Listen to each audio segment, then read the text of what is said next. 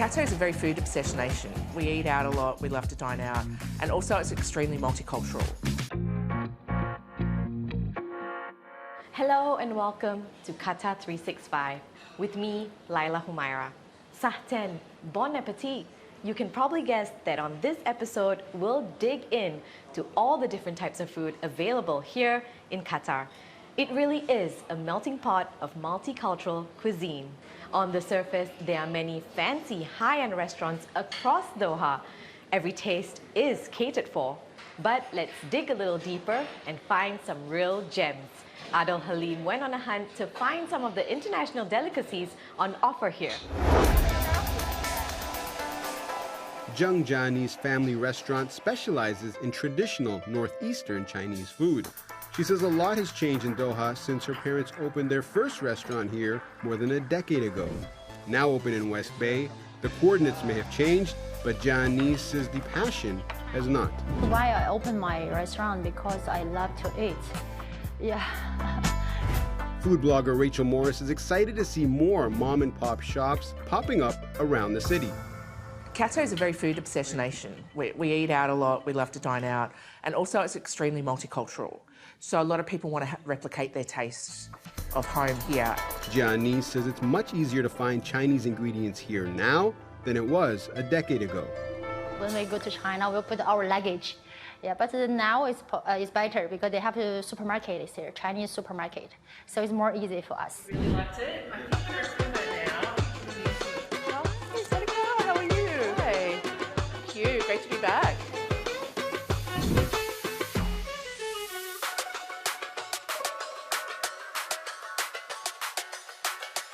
After sampling authentic street food from China's northeast region in Doha's West Bay, we've now come to the vibrant Bin Mahmood area to try not one, two, but three different Asian cuisines: Thai, Burmese, and Vietnamese.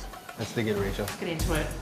I've never tried Burmese food proper, and I'm a convert, I've got to say. One of my favourite dishes on their menu is what's called a Burmese spaghetti, and it's like, really hits all my notes. It's like sweet, savoury, crunchy, it's got pickles in it, it's very cool. The Burmese is new here. People get excited to try the new things in Doha. Tuk Tuk Saigon opened its doors during the World Cup. With football fans from all over the globe descending upon Qatar, food offerings also became significantly more international. The food market is expanded, it's more variety for us so people can enjoy more. And plus Tuk Tuk Saigon, we not bring only the food, we bring the ambience. We get the decoration from the Thailand, from Vietnam to make sure you come, you enjoy the ambience and you can enjoy the quality of food that we bring to the table also. After trying three cuisines in one restaurant, it was time to check out three restaurants under one roof. Whilst it's food that's actually brought us here, one of the things that we've managed to cultivate is like the foodie community. So yes, food's very important tonight, but also having a lot of fun and meeting new people. The tasting tour is the brainchild of food blogger Carrie Booth. One of them we call Foodies on the Go, which is where we go to three different restaurants in one street or one area. And the other one is Foodies under one roof, such as here in Westin, where we go from three different restaurants, but within the hotel or within the hotel complex. Throughout the night, he does the rounds, making sure everyone is happy and well fed. Booth works in oil and gas by day, but began food blogging 3 years ago.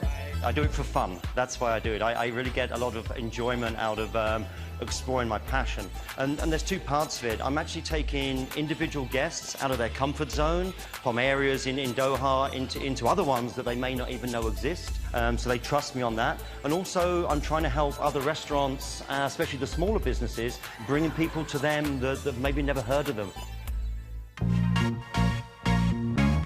In recent years, Peruvian cuisine has taken the culinary world by storm, both in food trends and in fine dining. Here at Koya at the W Doha Hotel and Residences, the restaurant is doing it in its own way. I caught up with Koya's head chef Hassan Kayabashir to learn more about the meteoric rise of Peruvian cuisine.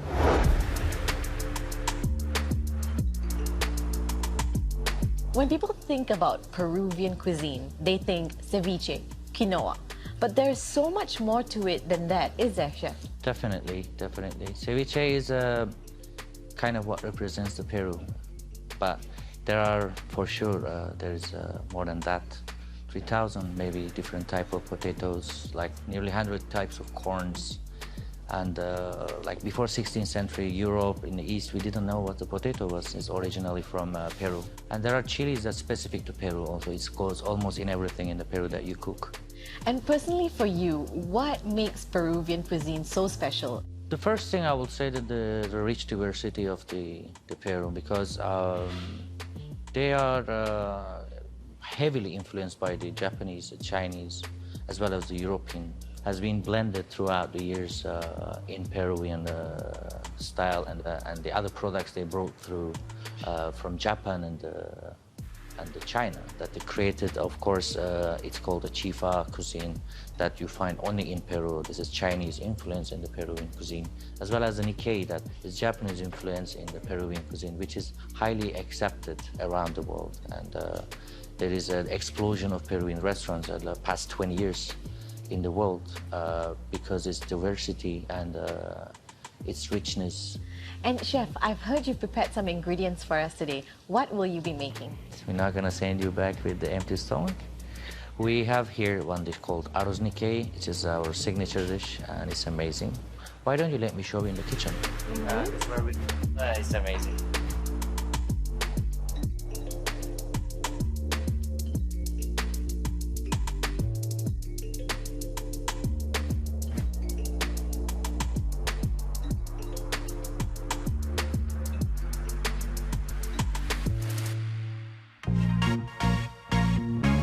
I could be somewhere in South Korea, but I'm actually in downtown Doha. And this is Hihwa Restaurant, where many people come to eat Korean barbecue and more. The Korean style of grilling meat has become one of the trendiest meals in the world, with many calling it a truly interactive dining experience. Well, I've come here to find out what the hype is all about. Korean barbecue has always been popular in South Korea. But with the global rise of Korean pop music and drama series, the popularity of Korean barbecue has also catapulted internationally. Yihwa first opened its doors in Qatar in 1998, years before the Korean cultural wave. Today, Seungmoon is continuing what his parents started, opening 2 more branches and spreading the love for Korean barbecue. For someone who's never experienced it before, what makes up Korean barbecue actually, and what makes it a truly interactive dining experience? Korean barbecue is different in the sense that everyone around the table is involved. Our meat is thinly sliced so that it cooks easily and at your own pace.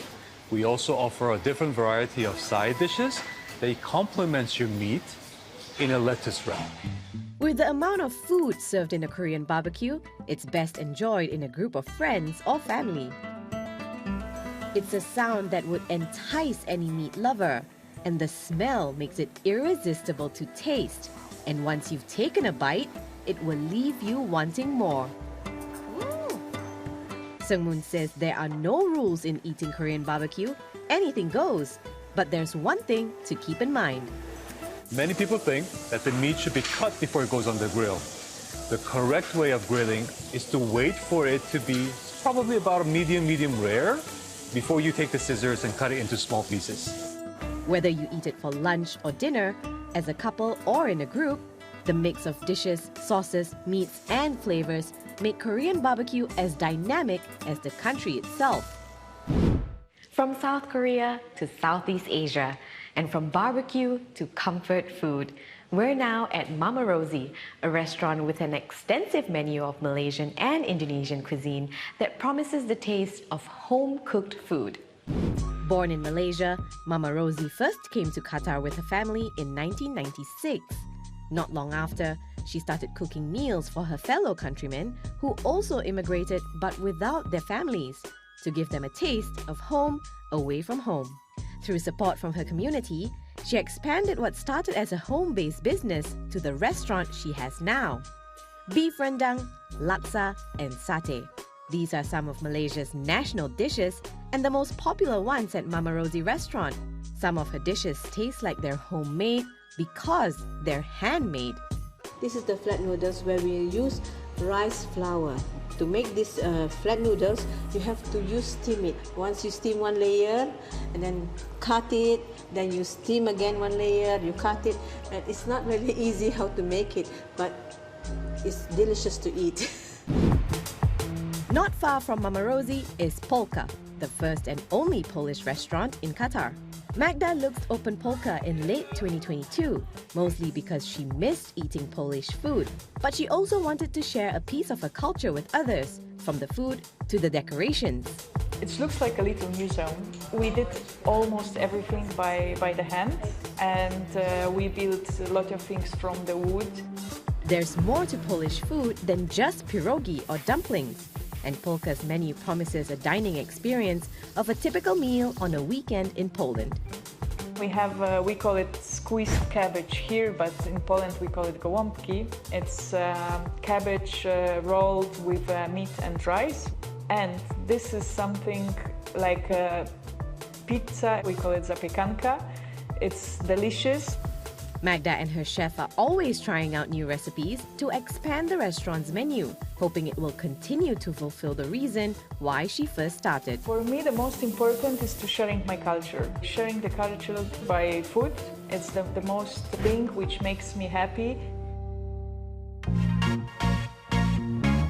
Bellies full, hearts full. Qatar has clearly embraced the diverse tastes and flavors of its multicultural society, creating the perfect mix of fine dining and comfort food. We hope this episode has tickled your taste buds, but that's all the time we have for now. For more, check out Euronews.com and connect with us through our hashtag. Thanks for watching, and we'll see you next time on Qatar 365.